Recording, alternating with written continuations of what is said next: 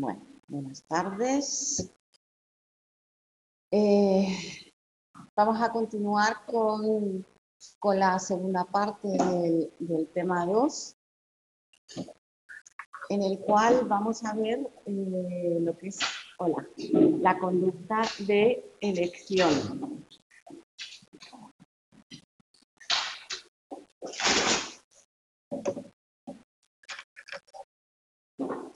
Bueno.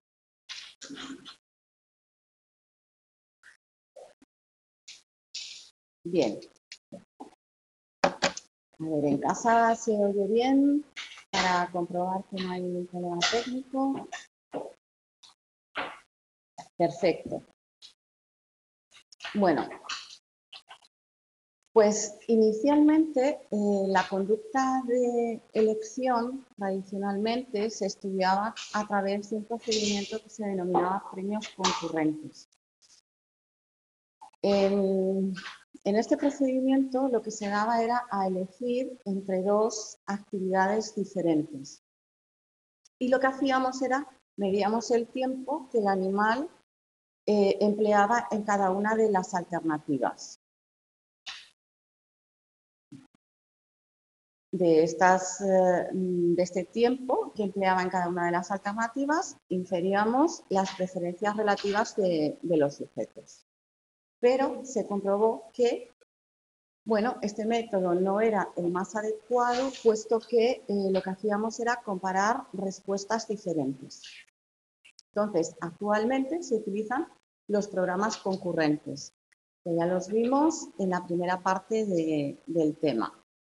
Que los programas concurrentes consistían en la aplicación de dos programas de reforzamiento básicos que se presentaban a la vez.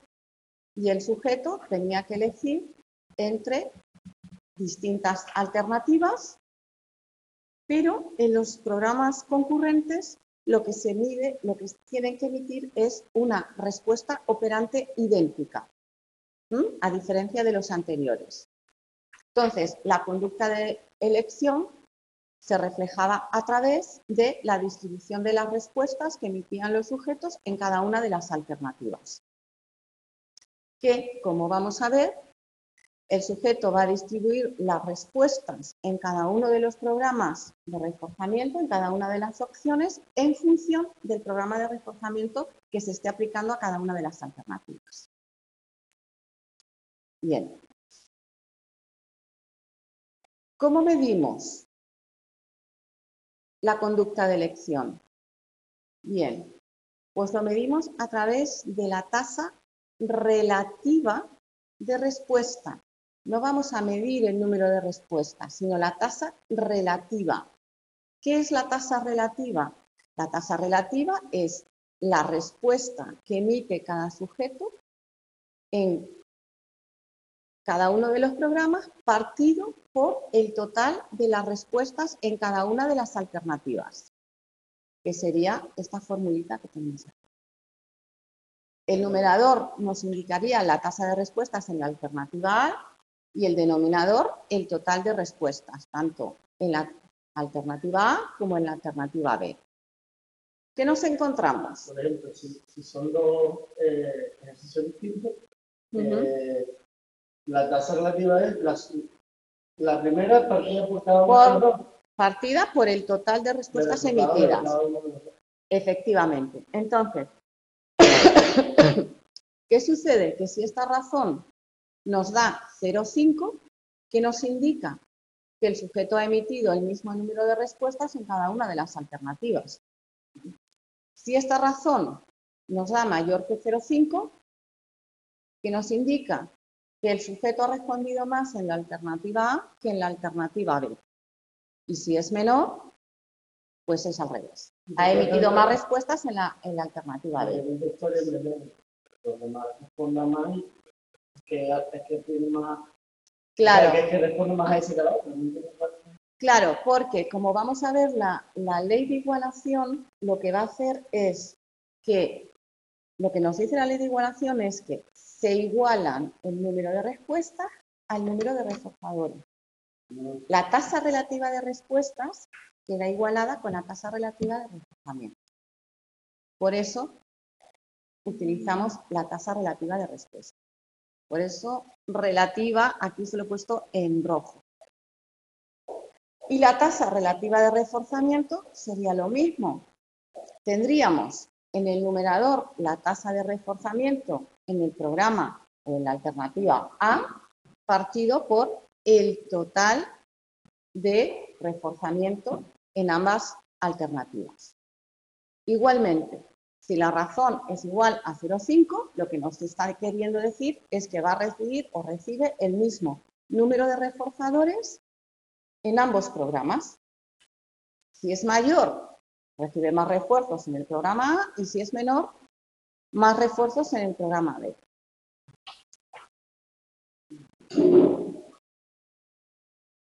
¿Qué puede pasar en el examen?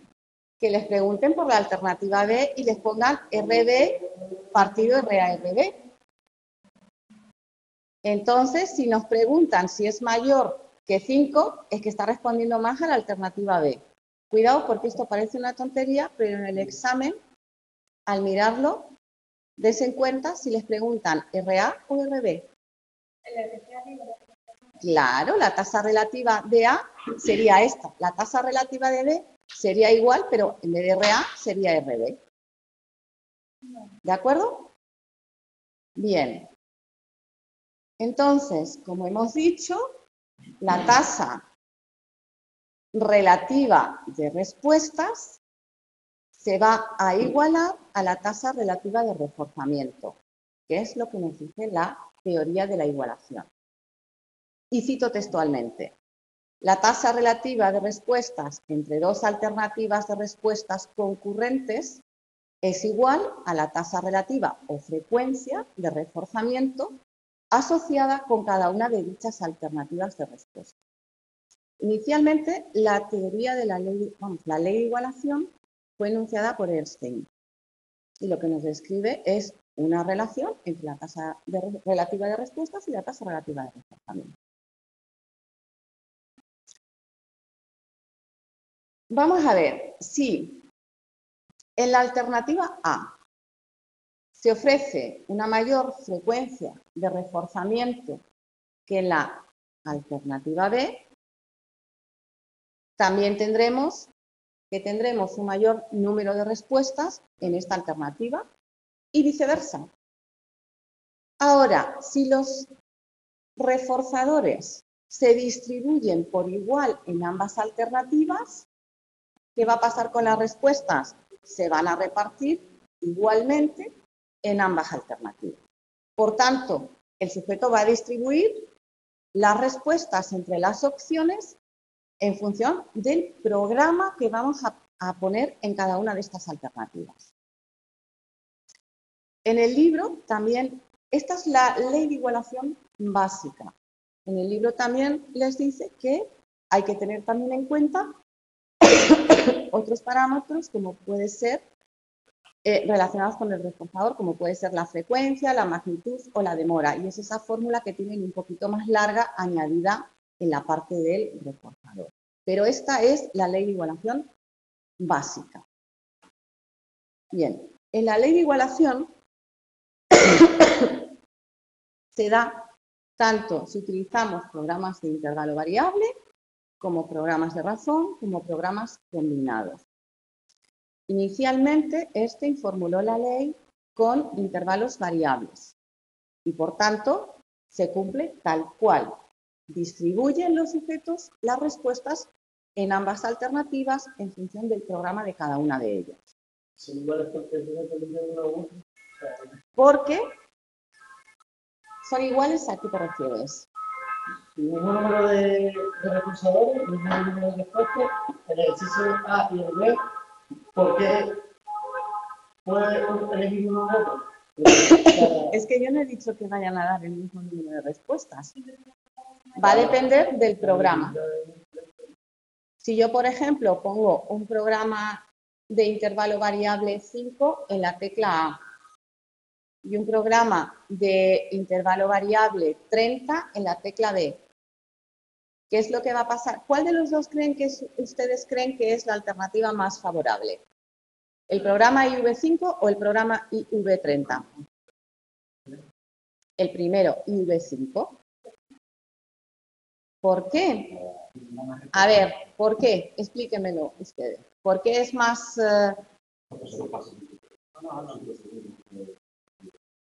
Efectivamente, pasan 5 segundos, cada 5 segundos se reforzaría, aparecería el reforzador.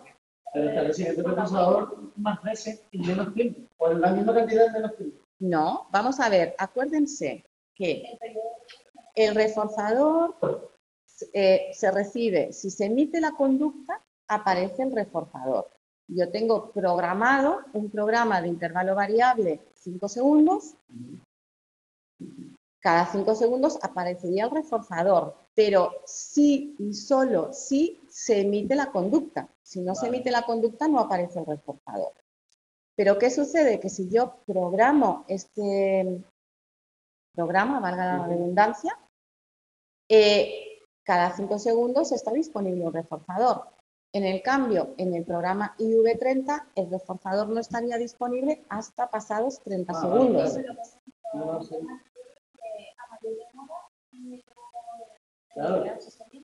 No, creo que estás confundiendo.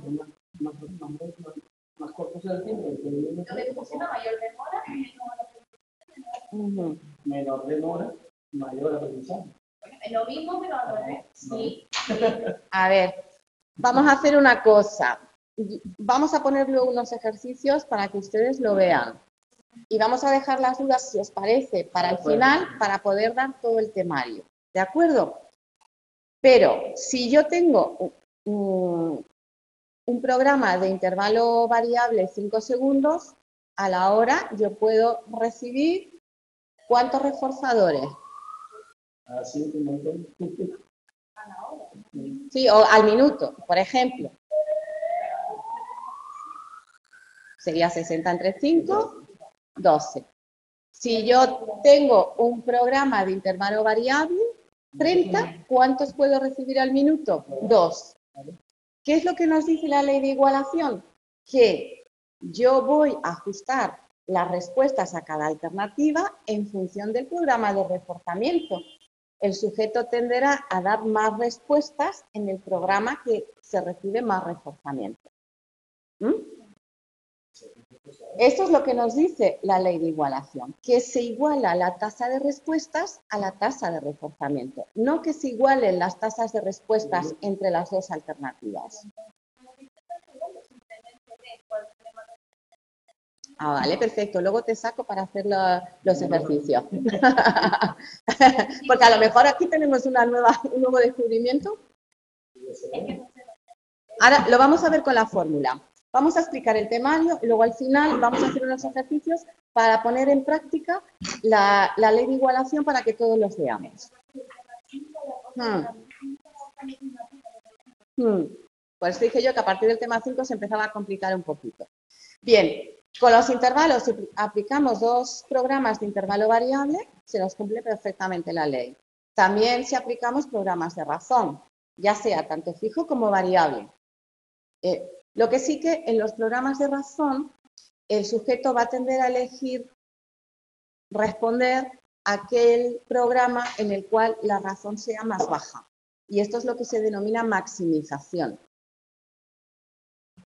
Incluso llegando a responder exclusivamente en el programa que es más favorable. Aún así, aunque responda en uno de los programas en el más favorable, se sigue cumpliendo la ley de igualación.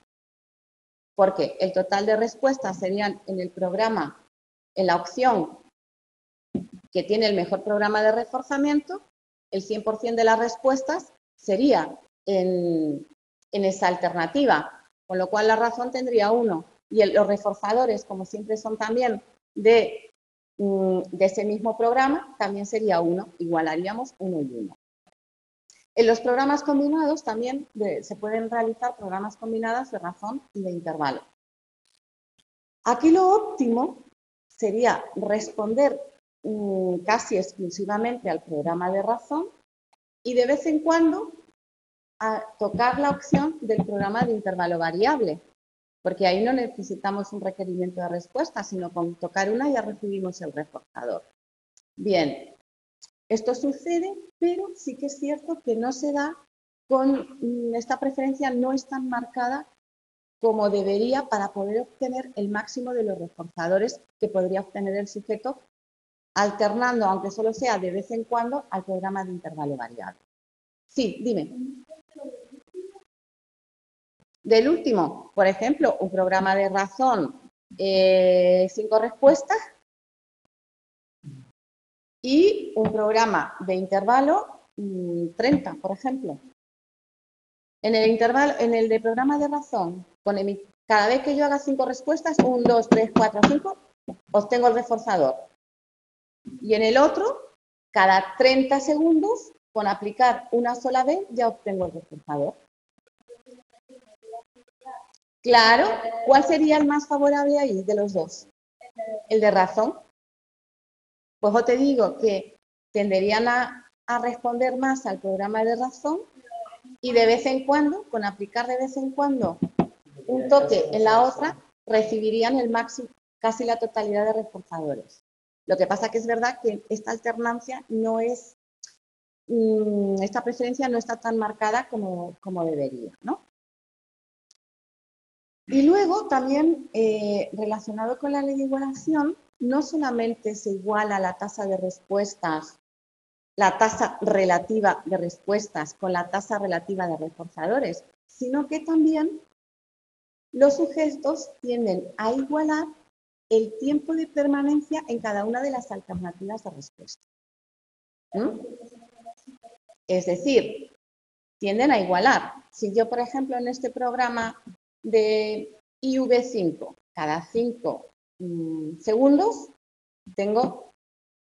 puedo obtener el reforzador si emito la respuesta. Ya hemos visto que se igualan las respuestas. Pero, ¿en cuál de las dos alternativas estaré más tiempo?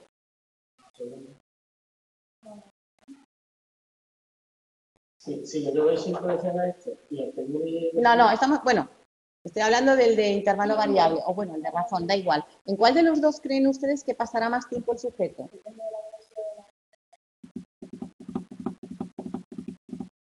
¿Qué dicen ustedes por ahí? ¿O qué dicen en casa? No, intervalo variable 5, intervalo variable 30, por ejemplo, que es el inicial que hemos dicho.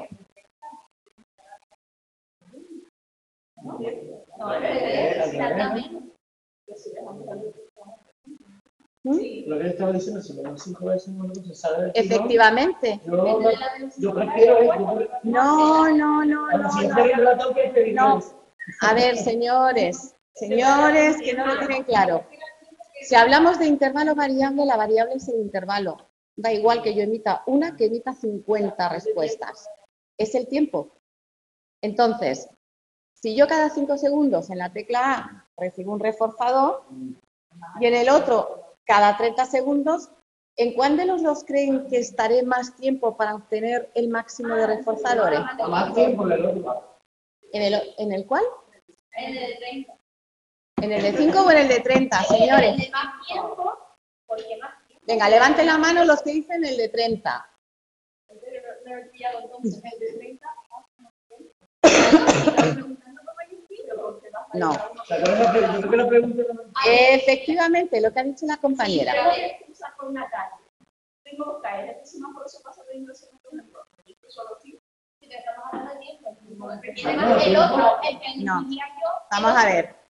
Fíjense que la ley de igualación lo que nos dice es que se iguala la tasa de respuestas, la tasa relativa de respuestas con la tasa de reforzamiento. Es decir, si yo tengo un programa de reforzamiento que cada 5 segundos, si emito una respuesta, recibo un reforzador, y en el otro cada 30 emitiré más respuestas en el de 5, porque tengo más posibilidades de obtener el reforzador.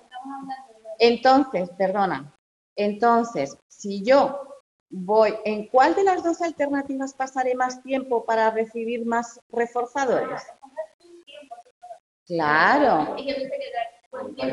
No, fijaros que os he dicho que se iguala la tasa relativa de respuestas con la tasa relativa de reforzadores, pero además con el tiempo que paso en cada una de las alternativas. Sí, pero Aquí pasaré más tiempo porque estoy pendiente de darle para obtener el reforzador. en el examen, como no explique igual pasaría tú más tiempo, cuál pasaría la rata, es como decir, igual hay más tiempo. Es hecho demasiado. Claro, es que, a ver, vamos, todo depende de cómo te hagan la pregunta. ¿Te darán datos? ¿O te dicen, esto es la igualación temporal? Esto es a nivel general. A nivel general se iguala la tasa de respuestas con la tasa de reforzamientos y además hay una igualación temporal que nos indica que no solamente igualamos estas dos, sino que además el sujeto permanecerá más tiempo en la alternativa que obtiene más reforzador y da más respuestas. Porque en la otra, aunque sea un IV30, claro, tú estás diciendo, pasa más tiempo, sí, pero yo paso más tiempo en la alternativa A del IV5 y de vez en cuando me vengo aquí y hago ping y vuelvo. ¿Cuánto tarda venir y venir? No tiene nada que ver. O sea, lo que se iguala son la tasa relativa de respuestas con la tasa relativa de reforzamiento con el tiempo que paso en cada una de las alternativas. ¿Ahora sí está claro? Vale. La motivacional está más en el de 5 porque tiene que estar ahí, ¿verdad? Sí, por Vale. ejemplo, en el caso de la rata estaría en el 30 por ahí revoloteando. Claro, pero ¿para qué va a estar revoloteando si puede estar en el otro, en la otra alternativa pudiendo obtener reforzador? Vale. Efectivamente. Entonces, ¿dónde pasará más tiempo la rata? Cerca de la alternativa A, porque es la que más reforzadores va a obtener. De vez en cuando va la otra, pica y ya está, pero pasará más tiempo allí. ¿De acuerdo? Fue la expresión de pasar más tiempo. Exactamente. No, por eso yo estoy... Pasa más tiempo. No entendí la rata. Claro, más tiempo del programa no, más tiempo de estancia en cada alternativa. Vale. No lo entendían, pero Pues, no fue el inicio. ok, aclarado. Bien, pues esta es la ley de igualación. Ahora bien, a veces se producen sesgos, como puede ser que la rata esté alternando de una palanca a la otra, porque en la vida real, pues a veces ese comportamiento es adaptativo, a lo mejor a la hora de buscar comida, no busca siempre en el mismo sitio porque se puede agotar y van alternando. Entonces, a nivel de laboratorio podemos encontrarnos con este tipo de sesgos, como por ejemplo que el animal esté alternando de una tecla a la otra, o que por el tema de la iluminación, o que sean dos teclas de dos colores diferentes y tenga preferencia por un color. Entonces, claro, como en toda situación experimental, hay que controlar todas estas variables extrañas y todos estos sesgos, porque si no nos pueden salir resultados que son erróneos. Con lo cual, Baum lo que hizo fue ampliar la ley de igualación para corregir estos sesgos. Y se quedó con esta fórmula que tenemos aquí, que sería arriba la tasa relativa de respuestas en la alternativa A, abajo en vez de total pondríamos la alternativa B y añade, igual que en los reforzadores, pero añade el término K y el término S para corregir estos sesgos. El término S se utiliza para corregir cuando ante dos alternativas igualmente favorables, o sea, tenemos dos programas que son igualmente desfavorables. Y resulta que, aun siendo los dos programas, pongamos, idénticos o igual de favorables, resulta que hay una tendencia a responder a uno, por la tecla, por el fenómeno de alternancia, por el sesgo que sea.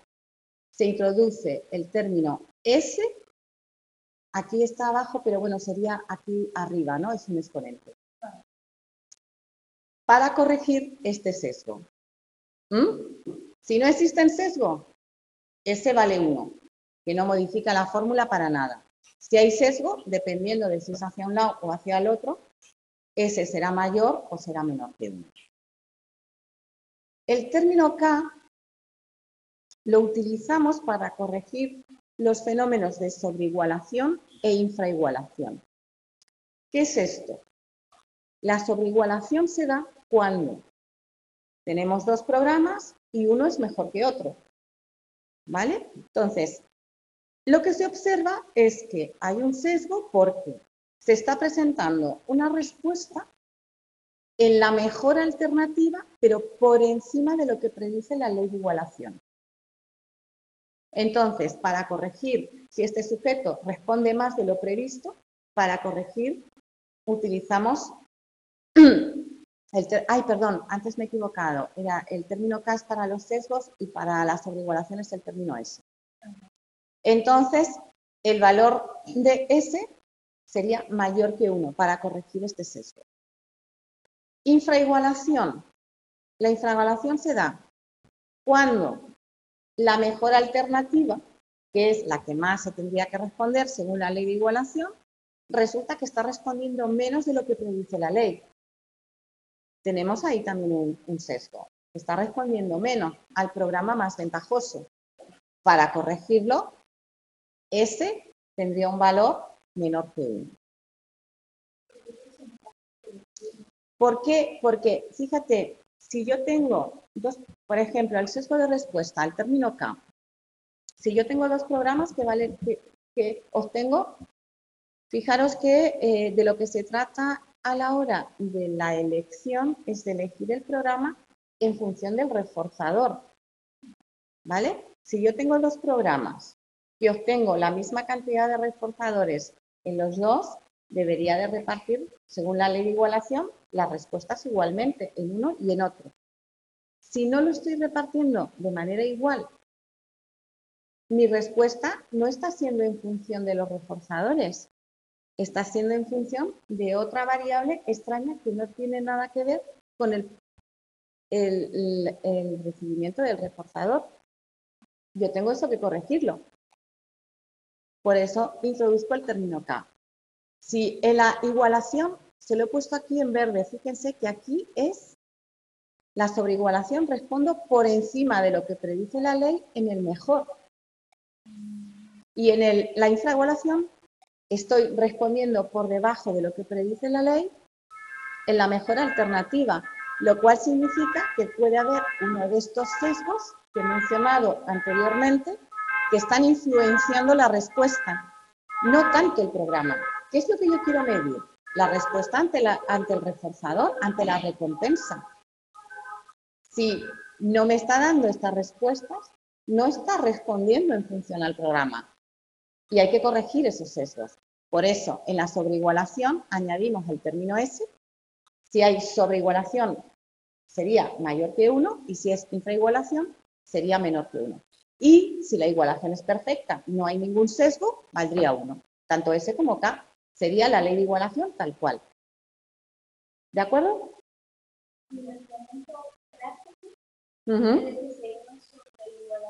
Sí.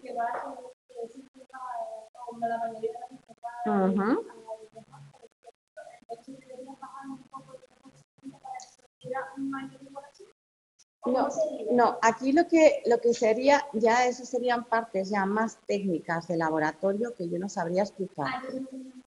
¿Vale? No. Lo que te van a preguntar irá un poco, estamos aquí hablando de parte teórica, ¿no? Entonces, lo que es la ley de igualación, saber qué es, cómo es la conducta de elección, qué programas vamos a utilizar, que son los programas concurrentes. Vamos a ver también los concurrentes encadenados en función del autocontrol o la impulsividad, la elección en ese sentido, pero ver que a esta fórmula la ley de igualación se nos cumple. Pero es verdad que se introdujeron estas correcciones para corregir estos sesgos que pueden darse, que no están midiendo realmente el programa de reforzamiento que yo estoy utilizando. ¿De acuerdo? Los perros de los discípulos de Skinner que se fueron Perdón. Los discípulos de Skinner que se fueron a hacer lo de los perros. Había un montón de errores de sesgos que salían fuera del laboratorio con los que ellos no contaban y con ese tipo de cosas se pueden corregir. Claro. Entonces, a la hora de formular y hacer formulaciones matemáticas, teorías, claro, tiene que estar todo muy controlado, porque si yo quiero replicar ese experimento, cada vez me va a salir una cosa. Entonces, claro, ¿para qué enunciamos teoría? Para ver que si yo luego voy repitiendo se cumple, ¿de acuerdo? Que se ha generalizado. Por eso se descubrió que había estos sesgos, se introdujeron estos componentes para mitigar estos sesgos y corregir estas variables que podían estar influyendo. Sí.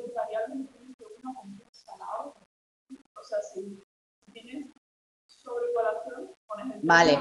Fíjense lo que les he puesto en verde. No lo veo. Ay, perdón, no se ve bien. Vale. Vale, si quieres apagar la luz para que se vea mejor la pantalla. La sobreigualación y la infraigualación se dan respecto a la mejor alternativa. Que se ve este sesgo de respuesta ante el programa que se supone que tiene que haber una mayor respuesta, o bien está por encima o bien está por debajo. En cambio, el componente K lo que nos corrige es cuando pongo dos programas iguales. O sea, han controlado todo. Cuando yo pongo dos programas iguales, tendría que darme la misma respuesta. ¿Vieron que no? Entonces se introduce el término CAP cuando pongo dos componentes iguales, dos respuestas igualmente favorables. Y la sobreigualación y la infraigualación es cuando respondo de más o de menos en el programa más favorable.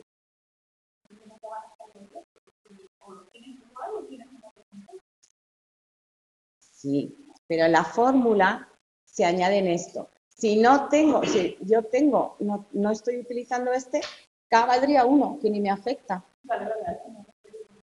¿Vale? Cuando no hay sesgo, tanto K como S valdría 1. Que tengo infraigualación.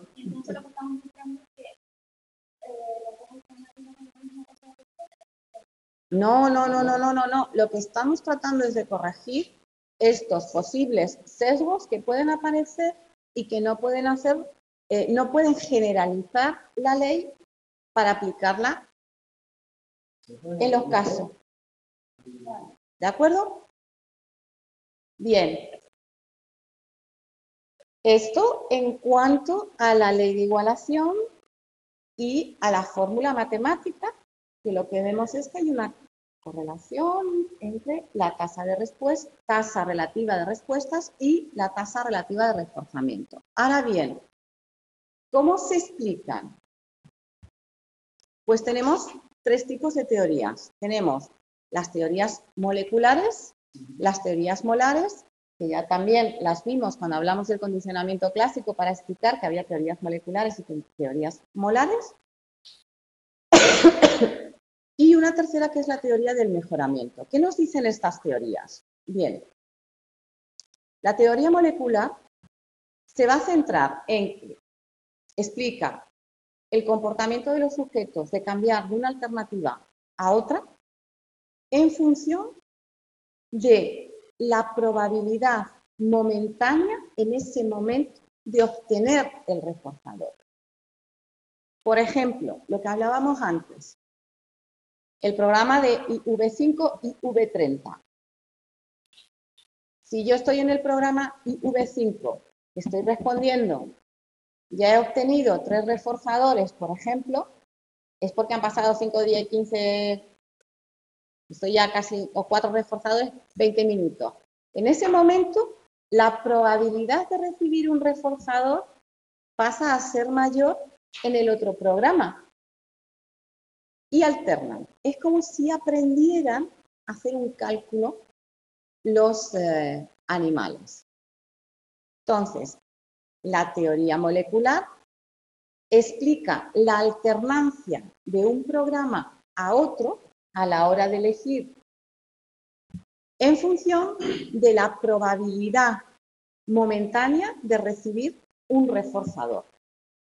Entonces, esta teoría explica muy bien la distribución de las respuestas en los programas concurrentes de intervalo variable y en general. La teoría de la maximización molar es una teoría un poquito como más a largo plazo, ¿no? Digamos que trata de explicar cómo distribuyen las respuestas, los sujetos, con el fin de obtener una maximización de un reforzamiento total, o sea, basado en la tasa global de reforzamiento de cada programa. En este caso, ¿en cuál de los dos programas conseguiríamos una tasa global mayor? En el de V5, pero si de vez en cuando aprieto en el otro, obtengo el total, ¿no? Pero no está mirado en ese momento, sino como en la tasa global de reforzamiento. Esta teoría inicialmente se formuló para explicar la elección en los programas concurrentes de razón, pero las teorías de Molar presentan grandes dificultades. Por ejemplo, no puede explicar la conducta de elección cuando aplicamos programas de razón, un programa de razón y un programa de intervalo. No puede explicar tampoco la dificultad, o sea, no puede explicar por qué prefieren aquellos reforzadores que se presentan de forma variable a los fijos. Por tanto, es mucho mejor, explica mucho mejor la teoría molecular. Ahora bien, entre medias de estas, que una nos habla de la probabilidad momentánea y la otra nos está hablando más de lo que es la tasa global, tenemos la teoría del mejoramiento, que es a nivel temporal, está entre medias de las dos. Y lo que la teoría del mejoramiento nos explica la elección de las alternativas o cambian de una alternativa a la otra basándose en la tasa local de reforzamiento. La tasa local está entre medias. No es la probabilidad momentánea, pero tampoco es a largo plazo. Es un poco el número de respuestas o número de reforzadores en función del tiempo que yo invierto. O sea, estaría entre medias. Por tanto, intrínseco a la teoría del mejoramiento es la igualación temporal que hablábamos antes. En el programa A presento un mejor reforzamiento, daré mayor tasa de respuestas, recibiré más reforzadores y además estaré más tiempo. En la alternativa B, que es la menos favorable, daré menos respuestas, recibiré menos reforzadores, pero también invierto menos tiempo en esa alternativa. Por tanto, las tasas locales de respuesta y de reforzamiento van a ser iguales en las diferentes alternativas. Se van a igualar. Con estas tres teorías se trata de explicar la ley de igualación, por qué se cambia de una alternativa a otra del programa para cumplir la ley. Bien. Hasta aquí hemos hablado de programas concurrentes tal cual, en el cual yo elijo la tecla A y obtengo los reforzadores y emito la respuesta, o elijo la tecla B y recibo el reforzador en función del programa que esté puesto, ¿no? Ahora bien, también puedo hacer una elección con un compromiso. Y aquí utilizamos programas concurrentes encadenados. Tendríamos el eslabón inicial, que sería el programa concurrente normal, la tecla A y la tecla B, y luego pasaríamos no a recibir el reforzador, sino a un eslabón terminal en el cual aparecería una tecla y de ahí se iniciaría el programa que corresponda a ese lado. Aquí no hay vuelta atrás, aquí yo ya no puedo pasar de la B a la A. O sea, si yo paso de la B paso al eslabón segundo y de ahí empieza el programa. Pasado un tiempo, volvemos otra vez al eslabón inicial y el sujeto puede elegir o bien la tecla B o bien la tecla A, pero si elige la A, pasaría al eslabón correspondiente, que es por ejemplo la tecla verde, y recibiría el programa que corresponde. No hay vuelta atrás. estos programas, para poder acceder, por ejemplo, pica la B, automáticamente aquí, en un programa concurrente, ya empezaría a recibir reforzadores si emito la respuesta. ¿Vale? Pero aquí no. Aquí yo paso, se enciende un estímulo discriminativo o una tecla que tengo que picar o no, y pasaríamos aquí. O sea, yo ya de aquí no puedo pasar a la A. Tengo obligatoriamente paso aquí al segundo eslabón y al programa de reforzamiento. Esto, los programas de elección con compromiso es lo que más se asemeja a la vida real. Imagínense que ustedes van conduciendo, que has dicho antes lo del semáforo.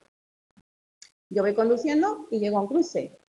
Puedo elegir la derecha o puedo elegir la izquierda, pero en el momento en el que giro a la derecha con el coche, ya no puedo volverme a la izquierda. Si digo, uy, me equivoqué, tengo que ir a la A, que tengo que seguir hasta el final de la calle, dar la vuelta a la rotonda, volverme al eslabón inicial para luego elegir el cruce de la izquierda. Por ejemplo, no es ensayo y error. Estamos hablando de elección. Yo llego a un cruce y elijo derecha o izquierda. La rata se devuelve y se devuelve. ¿Vale? Aquí, claro, esto es lo mismo. Yo elijo B, yo ya no puedo picar A, como en el programa concurrente normal. Ya tengo que seguir hasta el eslabón final. Hasta que no termina, no puedo volver de nuevo al eslabón inicial. En el libro les ponen, si ustedes han elegido eligen matricularse de qué asignatura, se lo ponen en el libro. Una vez que se han matriculado, ya a mitad de curso, no, ya no quiero, ahora me matriculo en la A, no puedo, tengo que terminar y al año que viene, si quiero, me matriculo en otra. O sea, quiero decir que es una elección con compromiso. Yo ya he elegido, ya me he comprometido y tengo que seguir hasta el final. ¿De acuerdo? Mejor lo del coche. Vale.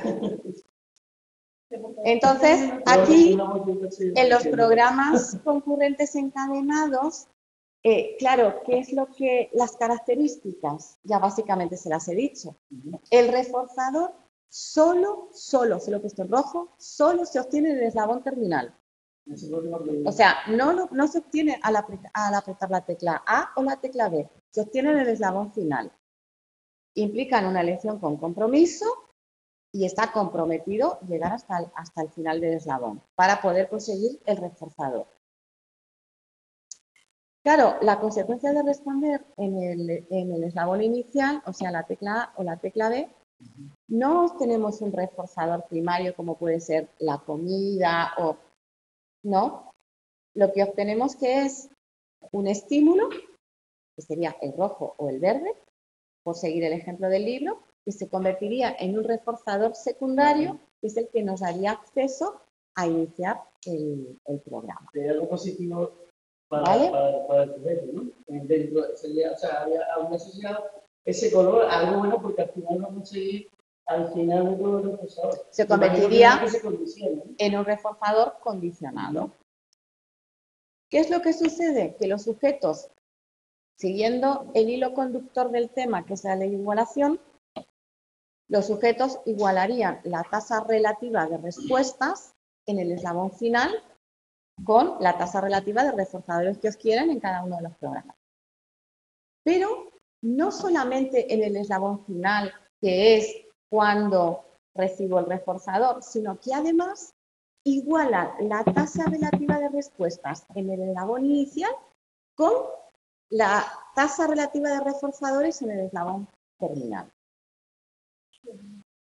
¿Vale? Bien. Y esto, relacionado con los estudios de autocontrol y de impulsividad, claro, ¿qué es autocontrol? Autocontrol es elegir o tener la capacidad de elegir una recompensa más grande, pero demorada en el tiempo.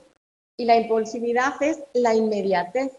Me da igual que la recompensa sea más pequeña, la quiero ya. 5 euros ahora o 100 mañana. Efectivamente, 5 euros ahora o 100. Bueno, en una semana. Caramelo o 10.000. Claro. Por ejemplo, vámonos a un ejemplo Un niño que yo tengo en clase, un niño que sea disruptivo, que continuamente se está levantando.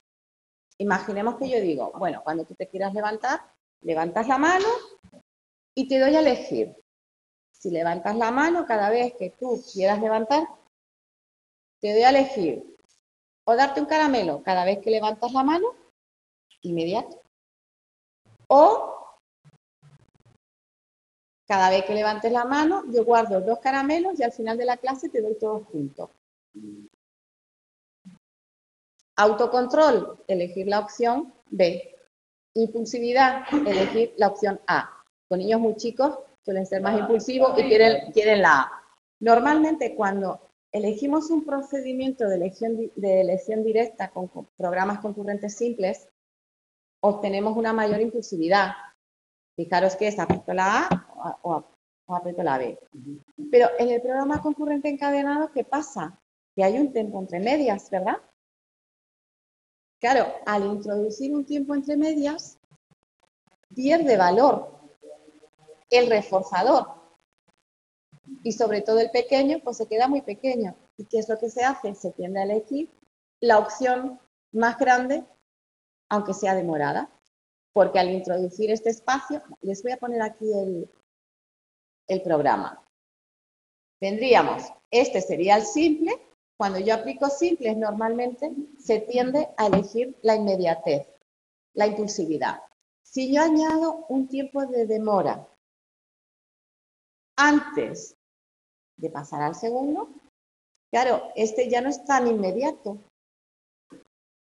como pierde valor. Y el grande también ha perdido valor, pero al final, si yo te doy me levantas la mano y yo te digo, te doy un caramelo, pero a los 10 minutos, pero te doy 2 si esperamos al final de la clase. Al final dices, bueno, pues me da igual esperar 10 minutos, si al final voy a conseguir mucho más, pues al final de la clase. He introducido este tiempo de demora. Al introducir el tiempo de demora, conseguimos más autocontrol. Por tanto, ¿qué nos demuestra esto? Que el autocontrol se puede aprender. Eso de, no, es que yo soy así, es que yo... No, el autocontrol se puede aprender. Bien. ¿Cuál es la explicación?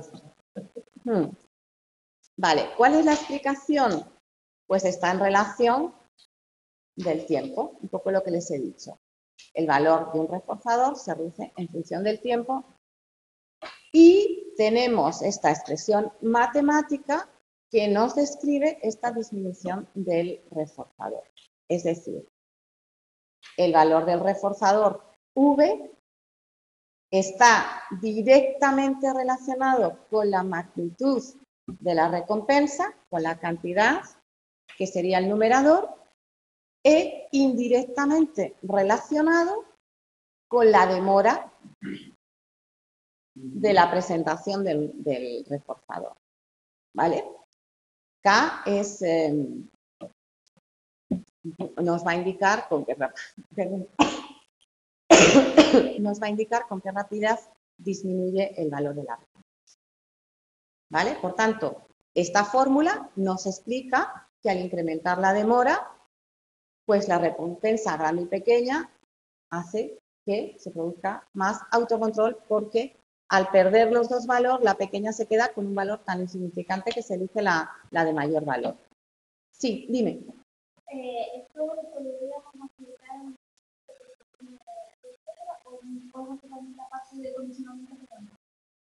Estamos hablando del condicionamiento operante. Es que sí, pero entonces... No tiene nada que ver. Vamos a ver. Una cosa son los tipos de reforzamiento que hay, los tipos de programas que tenemos y luego cómo explicamos la conducta de elección. Aquí estamos aplicando el condicionamiento operante y estamos utilizando programas de reforzamiento, bien sean variables, bien sean de intervalo, bien sean de razón, variables o fijos.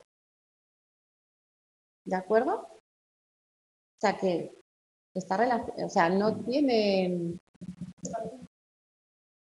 Es que no te entiendo bien la pregunta. Es que lo de positivo, de condicionamiento negativa, ¿Qué es eso? Respóndemelo tú. El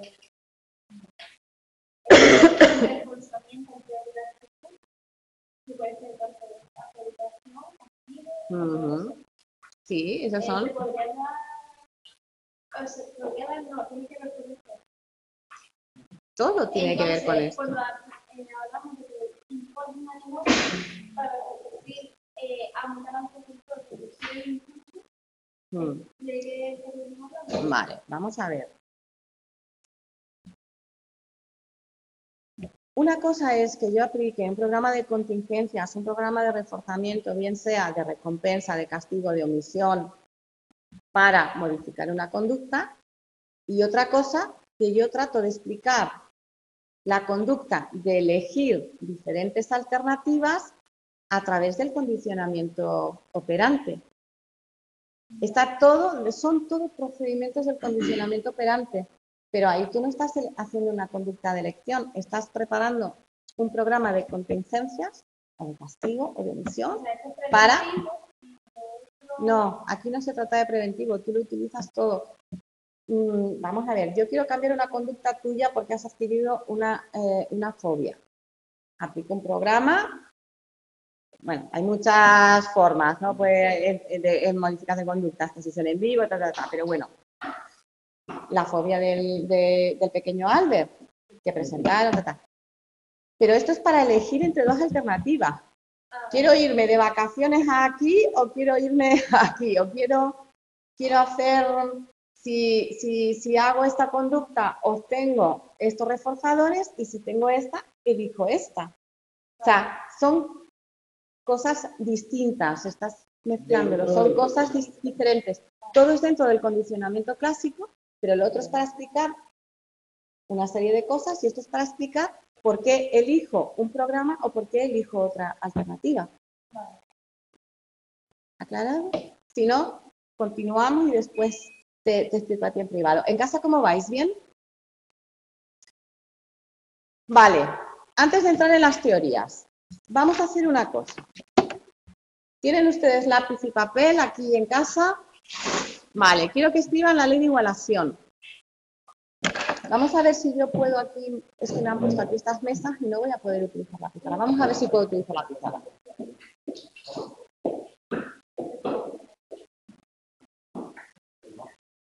Vamos a ver.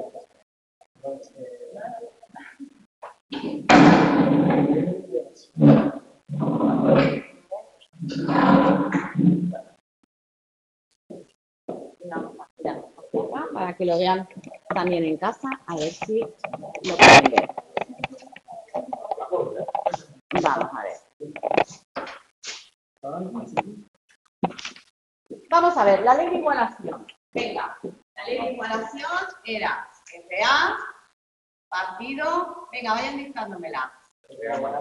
Más RB, igual, RA, partido, FA, más FB, ¿verdad? Bien. Vamos a imaginarnos una pregunta. Imaginemos que yo me dan un cuadro y me dan unos datos. Imaginemos que me dicen RA, me dan el dato 25 respuestas. Ay, perdón, de verdad, estoy mal. No.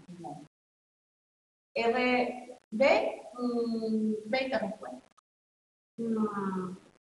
Y aquí vamos a poner reforzadores en A, 100.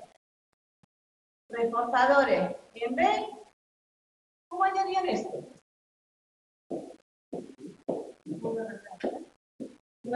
En casa, uy, me da que no sé si se ve muy bien la pizarra.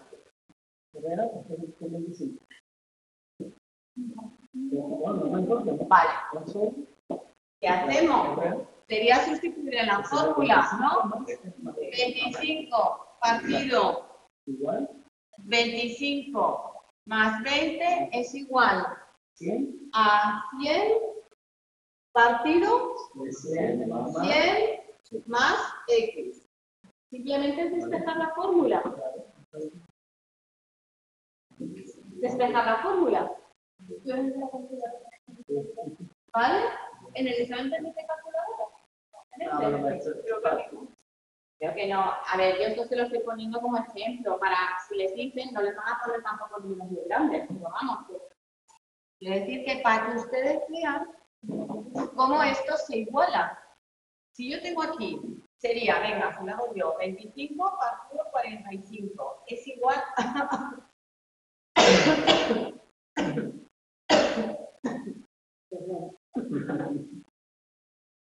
¿a qué partido?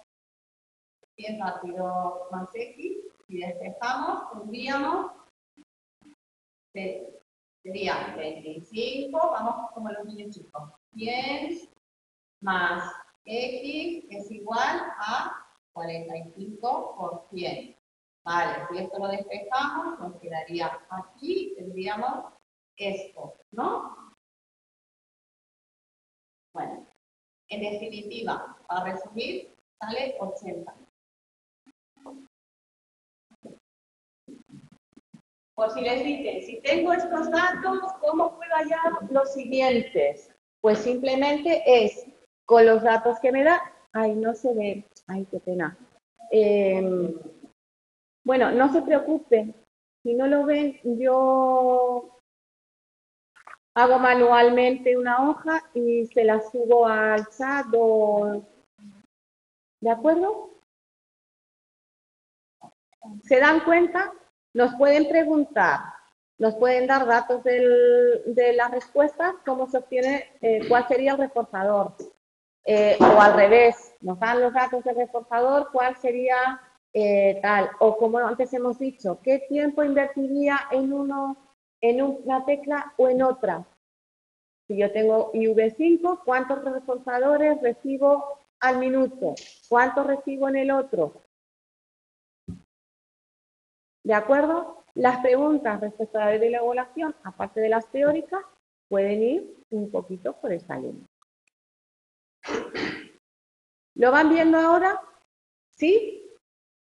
Bien. Pues entramos en las teorías. Ya nos quedan nada, 3 diapositivas. ¿Tienen claro la ley de igualación? Es que creo que es importante. ¿Lo tienen claro? ¿Sí? ¿Sí? ¿En casa lo tienen claro? ¿Tienen alguna duda? Por favor, díganme y yo les voy respondiendo. Bien. Pues entonces entramos en las teorías explicativas del aprendizaje instrumental u operante. ¿Cuáles son las teorías? Tenemos por un lado las teorías asociacionistas, que estas ya las hemos oído, nos suenan, ¿no? Y luego las teorías seleccionistas. Vamos a verlas todas, pero me voy a centrar más en las seleccionistas, que son las más nuevas, ¿no? Las asociacionistas, estímulo-respuesta, estímulo-estímulo. Quedan Thorndike, Hall, también meto este autor Tolman, estímulo-estímulo, y las de seleccionistas, que serían la de probabilidad diferencial, que es el principio de Premack, y la teoría de privación de respuesta. Bien. Thorndike, hablábamos de que la ley del efecto. Acuérdense, ¿cómo era la ley del efecto? Venga, repaso. ¿Cuál era la ley del efecto? ¿Qué formuló Thorndike? ¿Qué nos decía? Que la hemos dicho un montón de veces. ¿No? A ver, si tras una conducta recibo una consecuencia petitiva, se tenderá a repetir. Si es negativa, tenderé a disminuir. Bueno, pues lo que nos dice las teorías asociacionistas en el papel de reforzador, lo que va a hacer es crear o fortalecer esta asociación entre estímulo y respuesta.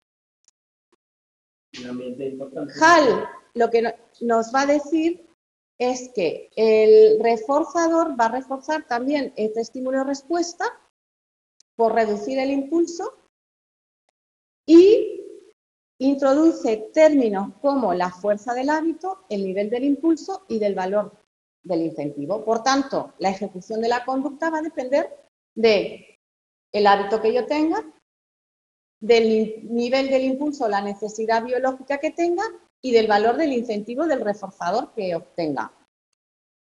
Tolman nos mete el concepto de expectativa de recompensa y distingue entre aprendizaje y ejecución.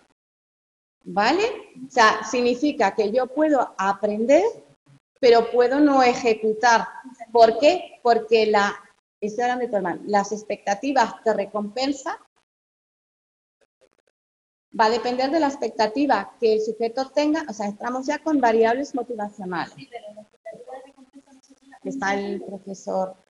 No, aquí estamos hablando teorías estímulo-respuesta y aquí estamos hablando de las teorías estímulo-estímulo. ¿Vale? Entonces, Hall lo explica por la fuerza del hábito, el impulso y el valor del incentivo y Tolman la asociación entre los dos estímulos. No tanto, o sea, los reforzadores no van a actuar sobre el estímulo y la respuesta, sino entre estos estímulos o variables mediacionales que están internas, que son las expectativas de respuesta. En cuanto a, creo que está el profesor ya, las teorías seleccionistas, el principio de Premar y las teorías de la selección de respuesta, explicamos próxima semana. Antes de, porque esto sí quiero pararme para que ustedes lo vean porque son un poquito más complicadas. ¿De acuerdo? Bien, pues nos vemos entonces después de Semana Santa, que pasen una buena semana y hasta dentro de 2 semanas, claro. Un saludo, hasta luego.